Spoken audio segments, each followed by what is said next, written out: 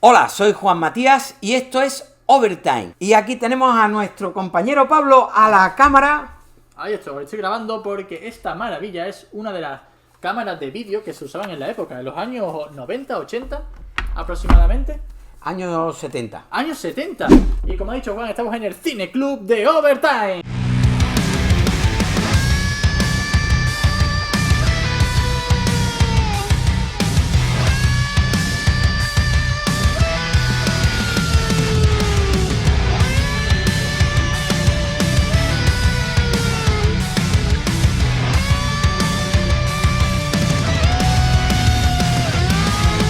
Soy Juan Matías y esta es mi tienda de coleccionismo.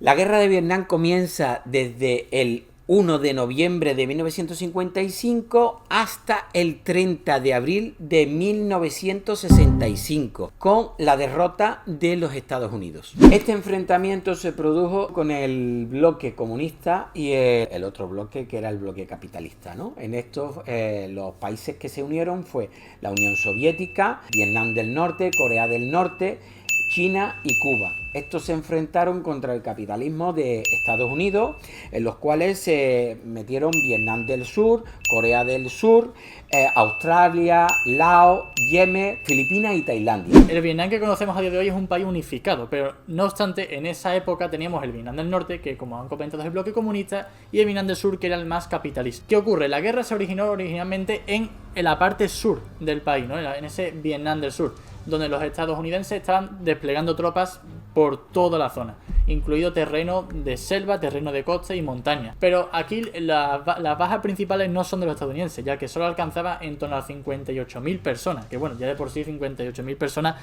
son muchísima gente, ¿no? Pero hablamos de que los principales afectados por esta guerra fueron vietnamitas tanto del norte como del sur. Hablamos de aproximadamente entre 1 y 3 millones de personas asesinadas en la guerra. Cuando acabó la guerra fue con la retirada de los Estados Unidos, totalmente fuera de control, fue una derrota aplastante y eso culminó con la unificación del país bajo una república socialista. El presidente de ese momento era el que estaba en la parte del norte, en la Vietnam del Norte, que era Ho Chi Minh.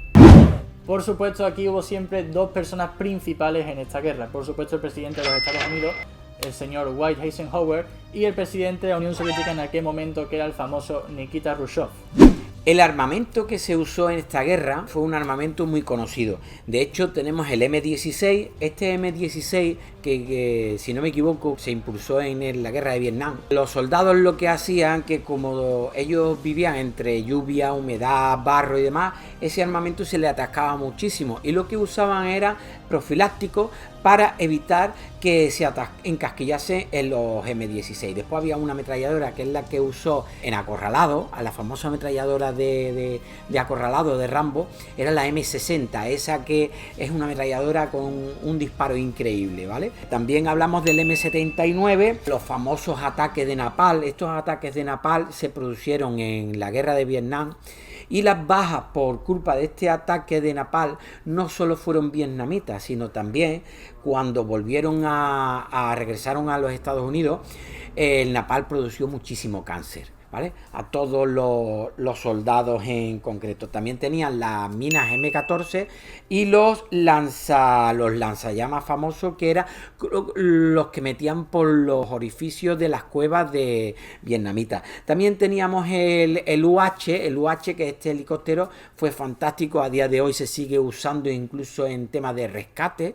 Yo, por ejemplo, monté en UH, hice lanzamientos de paracaídas en UH. Eran fantásticos, se usaban estos helicópteros y eran una maravilla. Después también tenían el famoso Phantom, ese Phantom que cuando despegaba parecía que era como un cohete del sonido que tenía, ¿vale? Y esto era el armamento que tenían en Vietnam. Bueno, pues otro de los vehículos que eran súper famosos era el Jeep Willys. Este Jeep Willys era el famoso que salía estas estrellas en el capó. Estos Jeep Willys después aparecieron por España, porque cuando a nosotros nos dieron las bases americanas entraron en España, pues hubo un acuerdo con el gobierno español y todo el armamento, los Phantom, los Jeep, los Willys, las AMP-RC que se usaban, esas famosas AMP-RC que se usaban en Vietnam, que veíais que iban con el cable este alto y demás, y con el teléfono, llevaban como un teléfono. Esas eran las AMPRC, famosas, que después se usaron incluso en empresas del gobierno español. Por el lado vietnamita, aunque vietnamita solo tiene el nombre, la verdad, tenemos un arsenal soviético completamente. Por un lado tenemos la famosísima AK-47, esa arma que hemos visto en muchísimas películas, muchísimos videojuegos y series. Es la típica arma soviética que vamos a ver pues en casi todos los conflictos bélicos del siglo XX, la verdad. También tenemos por otro lado un diccionario de armas soviéticas muy surtido, como la RPD, la RPK, todas esas armas de muchísima munición, que lo mismo dicho que la AK-47, ¿no? Que hemos visto en series, en películas, ya no solo como en esta de Platoon, sino en muchísimas otras. Y tenemos una arma muy principal que hemos comentado anteriormente, que es parte y hecha en Vietnam, que son aquellas trampas y túneles que se hacían por todo el campo de batalla. Imaginaos una selva llena de trampas que a la mínima que se movía una cuerda explotaba o salía ardiendo cualquier perímetro, y luego túneles donde solo cabías tumbado y te movías kilómetros. Imaginaos eso con toda la lluvia torrencial que había y todo el estilo.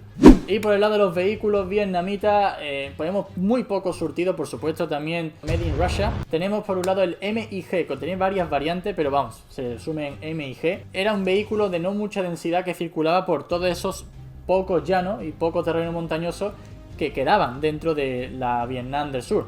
Recordamos que los americanos tenían esos helicópteros, esos tanques, y los vietnamitas no tenían más remedio que moverse andando por todo lo que es el terreno ese selvático, ¿de acuerdo? Pero el MiG tenía esa sustancia de fortaleza móvil, que es lo poco que pudieron hacer los vietnamitas para tanto atacar como para defenderse. Era lo poco que tenía.